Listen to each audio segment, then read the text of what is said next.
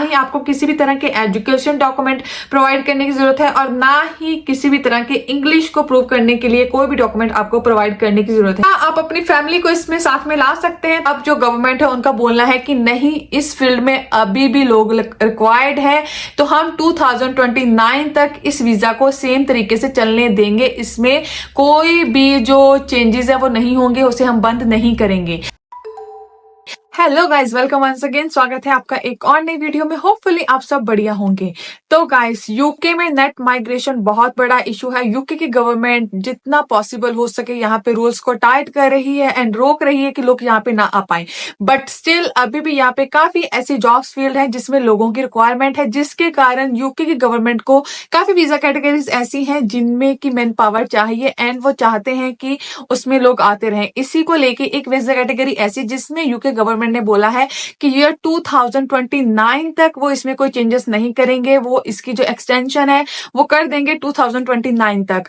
और सबसे बड़ी गुड न्यूज पता क्या है? वीजा कैटेगरी के लिए ना ही आपको कोई स्पेसिफिक एजुकेशन की रिक्वायरमेंट है, ना ही आपको आइल्स या इंग्लिश का कोई स्कोर आपको शो करना पड़ेगा। इस वीजा कैटेगरी का नाम है सीजनल वर्क वीजा, जिसे टेम्परेरी वीजा, जिसे टायर 5 वीजा या T5 वीजा भी बोला जाता है। रिक्वायरमेंट है, क्या एलिजिबिलिटी है, कौन अप्लाई कर सकता है और बेसिकली कब और कैसे अप्लाई होगा।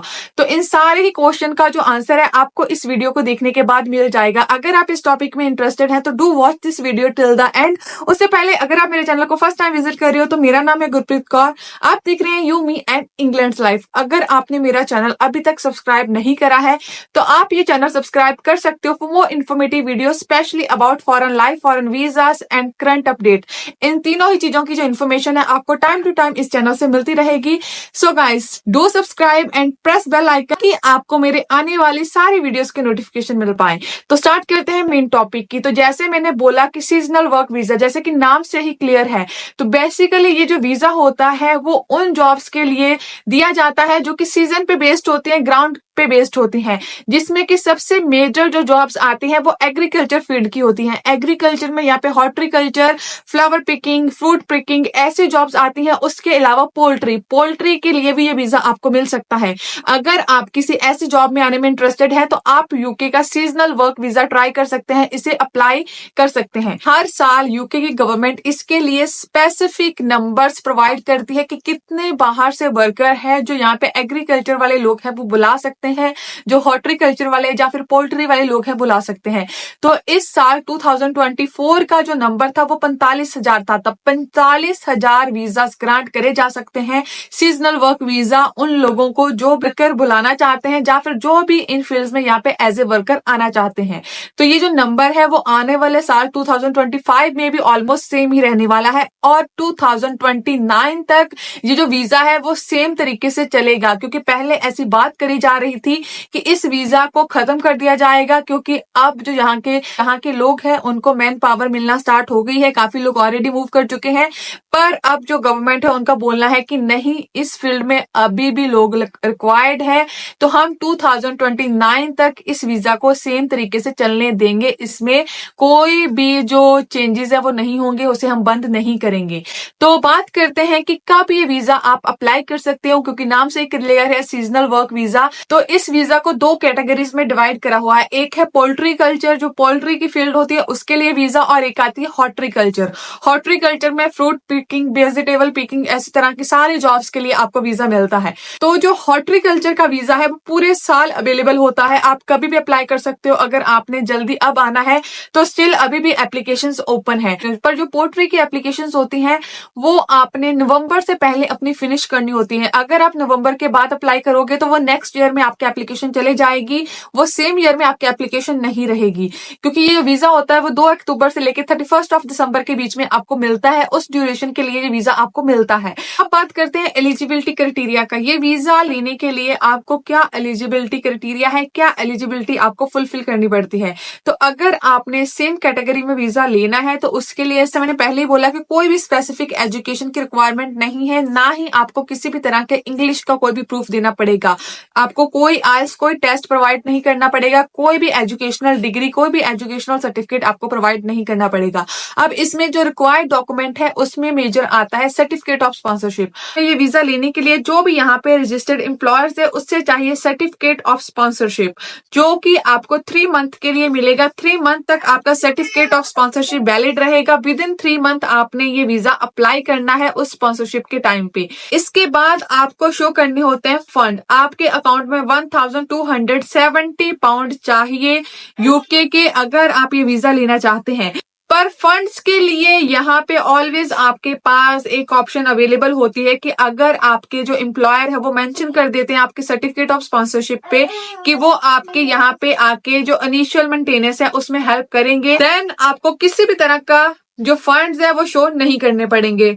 तो कितनी ड्यूरेशन के लिए ये वीजा मिलता है, बात करते हैं ड्यूरेशन की। तो इस वीजा कैटेगरी की जो ड्यूरेशन होती है वो 6 मंथ की होती है। 6 मंथ के लिए आप यूके में आके वर्क कर सकते हो एंड यहाँ पे आके एक्सप्लोर कर सकते हो। कितनी कॉस्ट आएगी इस वीजा को अप्लाई करने के लिए? तो इस वीजा की एप्लीकेशन जो कॉस्ट है वो 298 पाउंड है। 298 पाउंड ऑलमोस्ट मान लीजिए 300, या अगर इंडिया से अप्लाई करे ऑलमोस्ट 30-32 हजार जो रुपया है, क्योंकि वेरी करता रहता है एज पर करेंसी रेट। बात करूं IHS चार्जेस या फर्दर चार्जेस की, तो गाइस इस वीजा कैटेगरी में ऑफिशियली कोई भी IHS charges, health service charges नहीं होते। आपके कंसल्टेंट के चार्जेस इसमें हो सकते हैं सेपरेटली, पर एक्चुअल वीजा कॉस्ट आपके लिए इतनी ही रहेगी। अब बात करते हैं कि क्या ये वीजा आगे जाके आप किसी और वीजा कैटेगरी में एक्सटेंड करवा सकते हैं?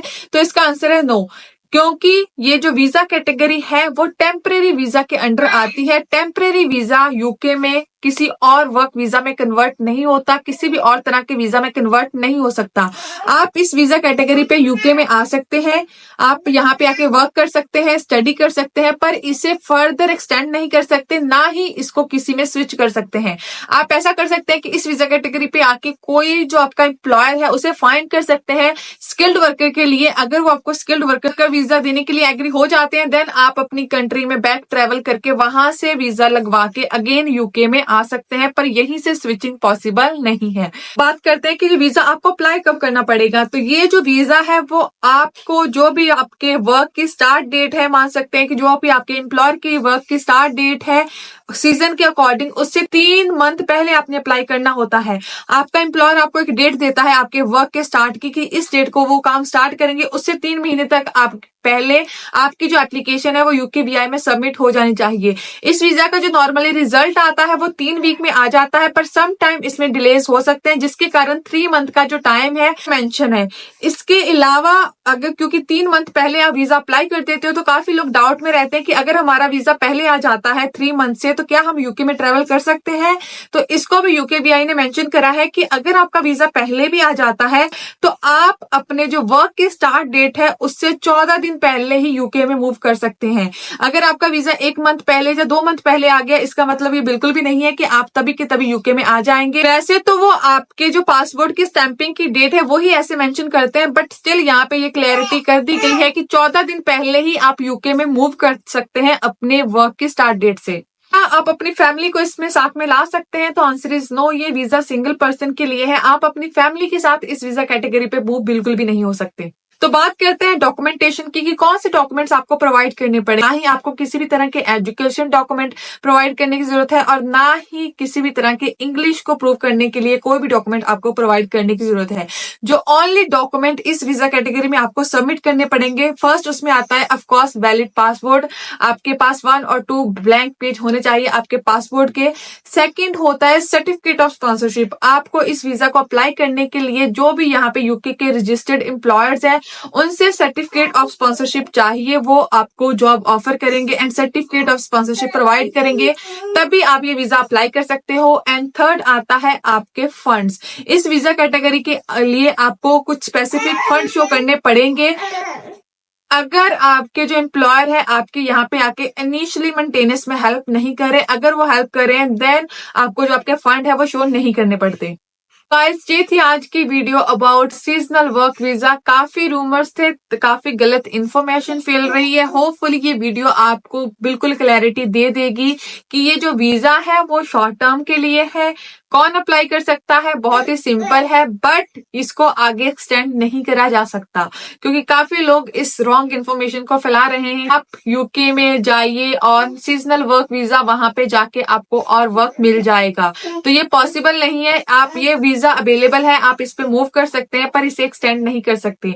तो गाइज, अगर आपका स्टिल कोई डाउट है तो नीचे मुझे कमेंट सेक्शन में मेंशन कर सकते हैं। इसके अलावा मुझे फॉलो कर सकते हो ऑन इंस्टाग्राम, फेसबुक का ग्रुप भी ज्वाइन कर सकते हो, पेज भी लाइक कर सकते हो। सारी चीजों का जो लिंक है नीचे लिंक ट्री का एक लिंक दिया हुआ है, जिसके सिंगल क्लिक पे आपको मेरे सारे के सारे सोशल मीडिया प्लेटफॉर्म्स मिल जाएंगे।